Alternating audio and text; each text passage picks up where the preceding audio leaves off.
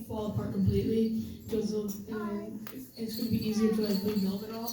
But this with the other house, the rains will come and it will have a lot more leakage, and the floods will come, more water will get into the house, and the house will like fall down almost completely with the wind. Because there's not always going to be people out there who are going to be helpful for you. So the house can still be damaged, but it's a lot easier to fix it, right? That was a really good point. So thank you for teaching me that. It's really cool. I'll put the check in the mail, okay? Okay. So in Sunday school, we've been learning about our unit called Rise Above. And we did about like 6 weeks, right? Six weeks. Yeah. Learning about Rise Above was our theme. And I think everyone will be able to understand the story a bit more if we talk about some of the things we learned in this Rise Above unit, right? So in our Rise Above unit, we talked about there's a culture and there's a counterculture. And a lot of times Jesus refers to the counterculture as the kingdom of God in the Bible. So you hear Jesus say, the kingdom of God is life, right? When he says stuff like that, he's referring to the counterculture. So Christian, could you share in your own words what the culture and what the counterculture mean to you? Yeah, so the culture would be like the generic way of living. It could refer to people who don't care about others as much and like block themselves out from the world. But then the counterculture, or the kingdom of God, would be the people who care about others, and they put themselves out there into the world and help each other more. And the people who are like in the counterculture, people are like selfless, not selfish. Yeah. So the culture isn't always bad, right? The culture is the way that we tend to do things normally. But sometimes if that culture goes in a way that doesn't honor God, or doesn't honor others, then we're called to rise above that, right? Christian, not to scare you, but I'm going to give you a pop quiz in front of everybody. What was our big idea in Sunday school? I think it was Jesus calls us to live differently. Jesus calls us to live differently. Good job. Good job. You got it right. $1,000. Yeah.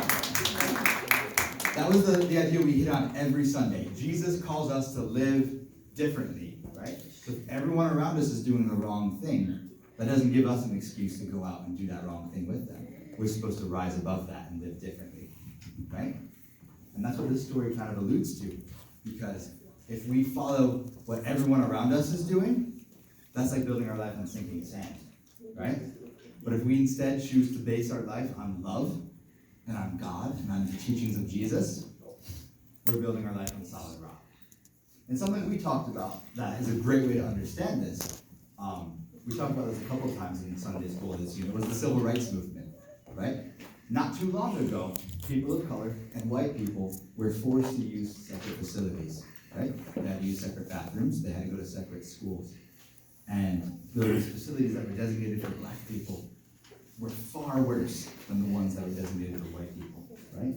And God rose up a couple different people, such as Martin Luther King Jr., such as Rosa Parks, among many others, and Ruby Bridges too, that's a good one, Ruby Bridges, who rose above the culture, right? And I believe they had God's Spirit working with them to say, this isn't right and we need to change it.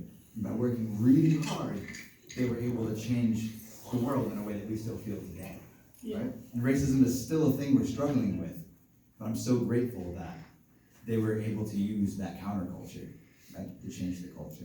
And Christian, you mentioned Ruby Bridges. This was a really powerful story we learned in Sunday school about Ruby Bridges, who was a young black girl, and I'll let Christian tell the story. Alright, so Ruby Bridges was among one of 6 black girls who got transferred to an all-white school. And when Ruby Bridges went to this all-white school, there was just a giant mob of white people saying how that they wanted to kill her and hurt her and saying some nasty things to her. But she did not let that bring her down. And after that first day, the second day and many days after, every day about a block before she got to the school, she would pray to God and ask him to forgive them and touch their hearts. And so she would eventually, that would work, and they ended up not being rude to her anymore, and they didn't threaten her anymore. And so she was kind of living in the counterculture, because she was not letting any of those people who were saying those mean things about her bring her down, and that she was telling God that it's okay that they're saying this, but please forgive them and touch their hearts and make them know that this is not right. That's amazing. So you're saying that every day on the way to school, there were adults threatening to hurt her and kill her and saying terrible things about her. But this 6-year-old girl stopped every morning to ask God to forgive them. Could you do that? I couldn't. Probably not. That's amazing, right? And like you said, do you think she was building her life in that moment on solid rock or the sinking sand? Solid rock. Yeah, why do you say that? Because she wasn't like those people who were saying that they wanted to kill her and calling her those nasty things, bring her down, and she just went on with her day knowing that everything was going to be okay in the end, and she would just know that it's that she can just learn and forget about it all. And I think that helped her get through that really tough time. Yeah. It helped her change the world in a way. Amazing. It's an amazing story. Let's shift gears here for a second. When we were preparing our sermon, you mentioned some thoughts you had about school, right? Yeah. School today. And I know we big kids love talking about all the pressures kids face at school today.